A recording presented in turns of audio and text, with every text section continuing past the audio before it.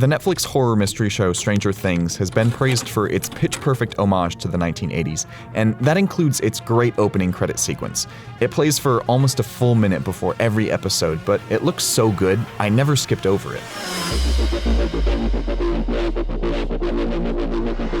Watching it made me wonder, what does it take to make something like this? So I called up Michelle Darty. She's a creative director at Imaginary Forces, the studio that made the title sequence. You want it to feel original. You want it to feel like that title sequence couldn't work in front of another show. You may not have heard of Imaginary Forces, but you've probably seen their work. They're responsible for the opening credits to Mad Men, Boardwalk Empire, Chuck, The Pacific, Jessica Jones, Late Night with Seth Meyers. I could go on. It's a long list.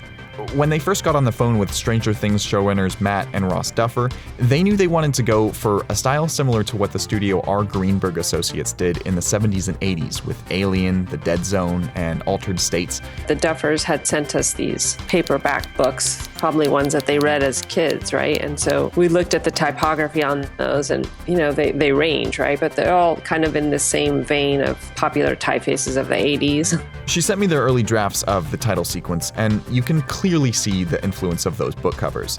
The Duffer Brothers picked this one, which eventually became this. Let's talk about the typeface.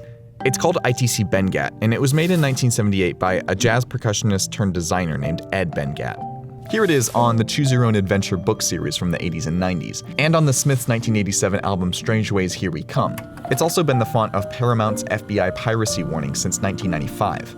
I often think of the sequence as really a celebration of that typeface in a way too, because you really get to see the most beautiful parts of it. In the old days before animation software, title sequences were shot optically, which is just another way of saying that they were made manually, frame by frame, with a projector and a camera. For Stranger Things, the title designers wanted to replicate that gritty look. They wanted to make it look like they were imperfections in the image. So to do that, they rigged up these things. They call them Codaliths. It's basically an old film format that produces a really high contrast image. And they filmed what it looked like when light shined through those film letters.